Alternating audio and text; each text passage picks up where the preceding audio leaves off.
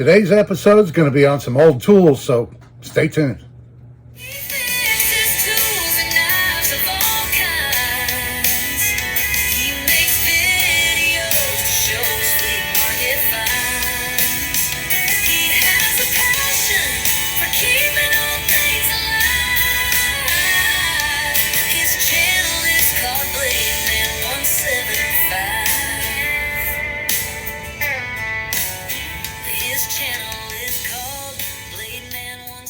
Hello everybody, and thanks for coming back for another video. This is Dave. Glad you're with me. Out here in the shop today, I'm waiting on some knives to come in. They're supposed to be in today, and I'll show you those in an upcoming video here really soon. But in the meantime, I've got some old tools that have been sitting around for a while that I need to restore, clean up. And I thought I'd do a couple today and show you the before and afters on them. But while I was doing that, I thought I'd pull out some other old tools. And these are all spiral screwdrivers, or Yankee screwdrivers, you might call them. Here's one. I believe I showed this in a video in the past. This one was made by North Brothers. It has this 1/4-inch adapter that I made for it, but you can buy these so that you can use regular 1/4-inch bits in them. And this one I've had for a number of years. Yeah, it works really well. It's nice and smooth, just like the day it was made. I also have this one here, and I think I included this one in a video also. It's a Jordan brand. You see it right there. And this is a nice one.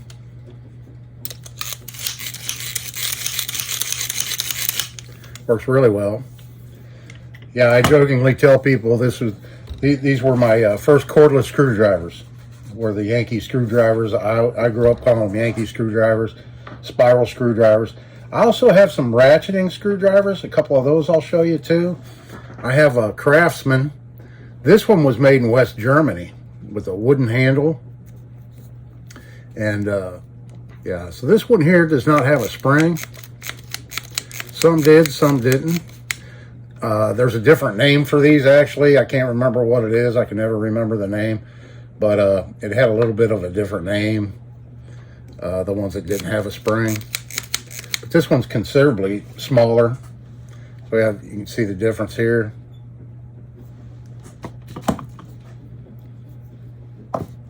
And then I have this one I'm going to be working on today. You can see how bad a shape it's in. This one is probably from the 60s or 70s. And it's made by Stanley. It's the Handyman number 233H. And it's got that nasty stuff that this plastic gets sometimes on it. It's spring loaded, but it's a little stiff. It's not working really smoothly. But the nice thing is, I bought another one of these at a thrift store, or rather a flea market, and it was broken. I think the handle was broken on it or something. It was all bashed in and rusty. But it had some bits in it. So I stole the bits out of that one and threw it away. And this one here, I think had 1 or 2 bits when I got it. But now I've got 8 bits inside. And then plus this standard screwdriver bit here. So I actually have 3 screwdriver bits for it, all standard. And then I have some drill points. Drill bits, drill points, they used to call them. Let me pull all these out and I'll show them to you. Yeah, so in here just stores all the bits for it. And then this cap here looks like chrome plated metal. It's in pretty good shape. That just screws on the end here. So we'll clean that one up. And this one here looks like it's broken. I think they're all broken a little bit. These are plated. And then I have some others that are blued. This point looks in good shape. This one's broke off, unfortunately. But I think I can sharpen that up and still get some use out of it. This one's broken too. This one's intact, but it's rusty. Some of these are rusty. And then I also have these 2 screwdriver bits that fit in it. And then moving along to ratcheting screwdrivers. Here's a vintage, probably from the 60s, 70s there again. Ratcheting type. It doesn't extend out, but you flip the switch and it ratchets forward and reverse. And then this is just a lock nut here to hold the bit in place. And I do have two bits. They're both standards. One's a little bit longer that fit it. I used to have a bunch of these, but I think I got rid of them.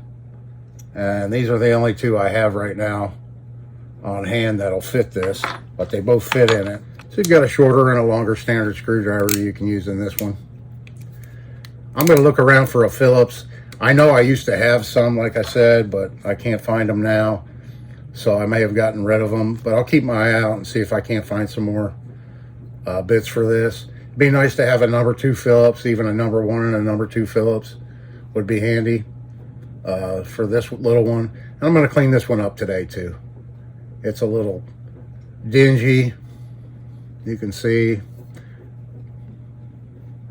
Not in the best of shape right now. So we'll get that little guy cleaned up. And then the last ratcheting screwdriver to show you, I have this right here. This is a catalog reprint from the very original Miller's Falls Tools catalog. And the original one came out in November of 1915. And this catalog here was reprinted in 1981. I think that's the only reprint of the original catalog that was done. You might be able to find these on eBay and stuff like that, but really neat old catalog of all the tools that Miller's Falls sold in 1915 are in here.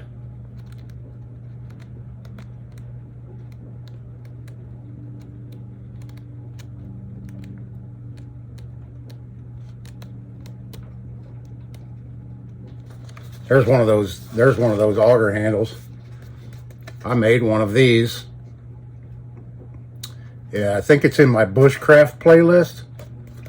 I have a tool roll and some auger bits and stuff where I made one of those handles right there. I didn't even know I had this a picture of this in this catalog when I did that video, or I would have included that in the video. Didn't even realize that was in this catalog. I think I grabbed a picture online that I found of one. But yep, there's all your hacksaws, coping saws, power hacksaws, jeweler saws, fret saws, lathes, glass cutters, grinders, wet wheel grinders,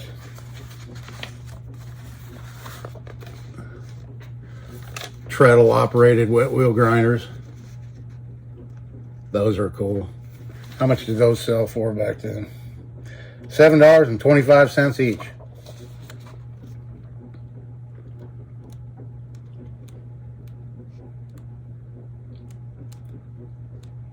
Miter saws, anvils, vices. Yeah, really neat old catalog. Well, I have this right here. It's a Miller's Falls number 65. And in 1929, this sold for 90 cents. This was my grandfather's. And kind of hard to tell, but it's actually a ratcheting screwdriver.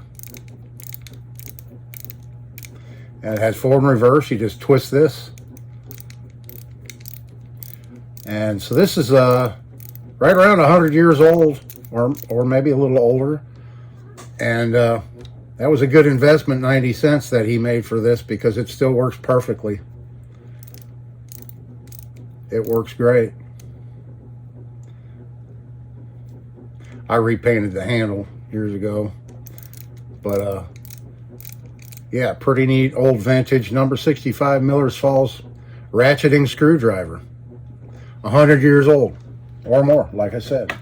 So I'll go ahead and get working on these two, this Yankee and this ratcheting, and we'll see how they turn out. So I'll be right back. All right, folks, it's just been a second for you. It's been about a half an hour for me.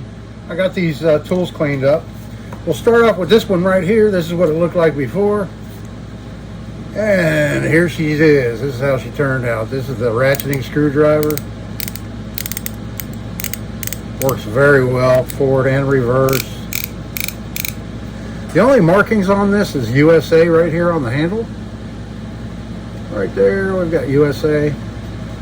And to clean this up, all I did was I gave the handle a light sanding with some 600 grit, and then I dipped it in a jar of acetone. That's all I did.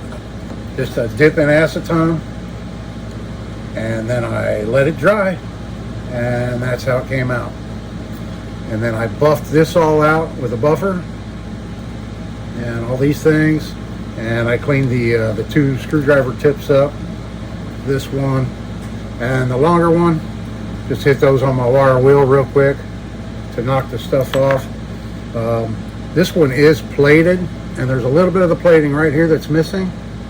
But other than that, I thought it cleaned up pretty nice. I'm real happy with it. So yeah, these bits just, I'll look for some more bits for this one, and then stick this in my drawer, and I'll use this. If I can find some more bits that fit this, like I said before, like a number 1, number 2 Phillips, number 2 Phillips. If I can just find one of those, I'll end up using this one quite a bit. I have a small, you may have seen me use this one before. This is my little snap-on stubby, and it's a ratcheting, you know, forward reverse there. I use this one almost daily, and it takes the hex bits. But you've probably seen me use that before. Yeah, so I thought that one came out pretty good. And then the other one, here's what it looked like before we started. And here's how she came out. It's nice and smooth now. Cleaned up very nice. I've got a few of the bits in here. The other ones I have soaking in my rust remover. I figured you didn't need to see those. Well, you know, they are what they are. They'll clean up okay. I sharpened up a couple of those broke off drill points. Put those in the handle.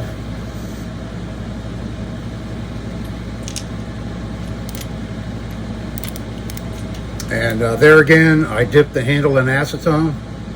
After I sanded it, cleaned it up, I took a pick and got all the crud out of these grooves right here, or as best I could anyway. And then on the inside, I used a small brush and brushed all the stuff out. And then I poured some acetone inside and dumped it back out. And that cleaned it up pretty good. And then the outside, I dipped it. And then I buffed this out. And then I buffed out the chuck. And that's how she turned out. Not too bad, I don't think. They look a lot better than when I started. Let me know what you think down in the comments. I appreciate it. Thanks so much for watching. Next video will be a knife video coming up, so come on back for that. I appreciate it. This is Dave. Hope everybody's having a great day, and I'll see you in the next one.